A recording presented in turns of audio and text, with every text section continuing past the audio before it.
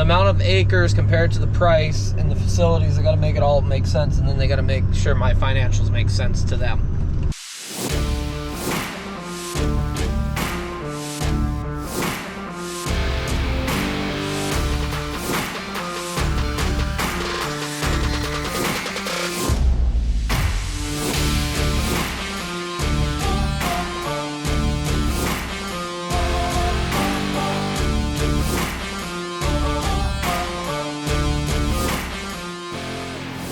You are now watching Farming with Duffy Ag. Before we dive into today's video, guess the weight of the trailer.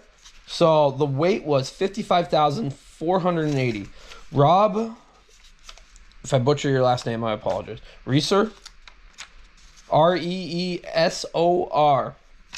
guessed 55,500. You're only 20 pounds off, so that's pretty damn close. So, and I did verify when you wrote the comments, so appreciate you guys guessing along. Rob, get a hold of me. I'll drop a message in your comment. Let's dive into today's video. Welcome back to the channel. So on today's episode, I'm gonna finally have my meeting on the property with the loan officer. Yeah, there was a mix-up on the dates. Thursday is actually the day, not Tuesday, so I got it switched around. And that's what we're doing. So we're stepping east and an hour and a half from where I was. So a lot of people are trying to figure out where I am, or, well, you know where I was, well, where I'm looking and stuff like that. And there has been hints, but if at any point you do know where I am, just don't say it until I figure it all out. So appreciate you guys watching along though. I gotta say, the trees are really changing, all the leaves. Beautiful little drive up through here. If you're from around here, you'll know where I am right away, but yeah, cutting up through here.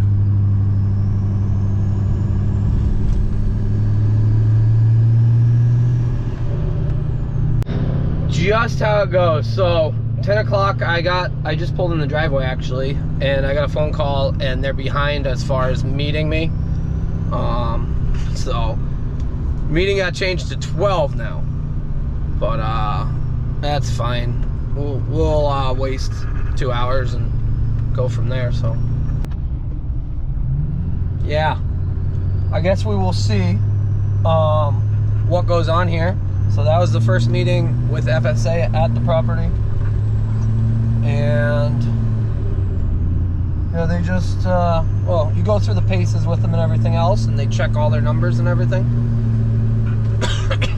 So the amount of acres compared to the price and the facilities, I got to make it all make sense, and then they got to make sure my financials make sense to them. Which is that open? Yeah, I can make a payment on this property, and I can make it work, but it's making sure they know that that can all work. So I think it went good. I'm pretty sure the seller is going to be a subscriber of the YouTube channel, or be watching now, so we talked about that. So no, on to whatever else we get into today. I got a few stops, just friends and whatnot, and see how far we make it. A few weeks ago I rode around with Wesley and then KK and 2 series document of Infinity Custom Chopping. So they're based out of Amsterdam. Wes is married to a college friend of mine, Beth, and I stopped in at her place here, got some chocolate milk, got a sandwich for lunch, some bacon. So if you're in Canada, Harry, right here, stop in at it. So Schultz Family Farm, top notch. Sitting here editing some video from the past. Let's go over what's going on with the property. So how it works is I applied for an FSA loan, which is through the US government. A lot of farmers utilize that loan. I know some people are going to say, oh no, blah, blah, blah. Interest rates are low. So for a farmer, for somebody trying to get into farming and things like that, it's very helpful. It does take a ton of paperwork, a ton of time. How it's set up is currently they have all my financials, all my plans, the things that are missing currently, contracts, and pretty much every aspect of my life. The things that were missing up until this week: a visit to the farm to just look it over from the loan officer. They got to appraise not only the property, the farm, but my equipment. After that, then it goes into finalization, I guess, make loan payments, stuff like that. But being the U.S. government, it is not a speedy process.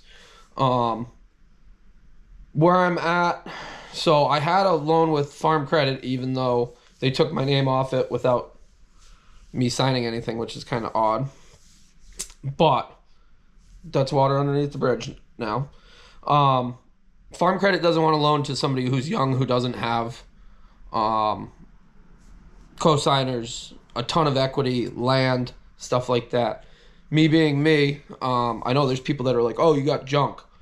Well, we'll see what the junk appraises at. You start penciling out how much junk I have, and I know it's not junk, so relax in the comments. You start penciling that out, and you're like, okay, I got quite a bit of equipment. And there is a dollar figure, especially in this market currently. So I got some of that, but it's not like I got 100 acres that I have as equity and assets and everything else like that. So that's where I'm at with that. Local bank, my local bank, I'm sure I'll switch banks when I end up being in a different place, just doesn't have any interest in farming stuff. I did talk to some other ones, and they were like, okay, do you have 30% to put down? 30% on the property would be $130,000. I'm like, I do not have $130,000 kicking around in my account.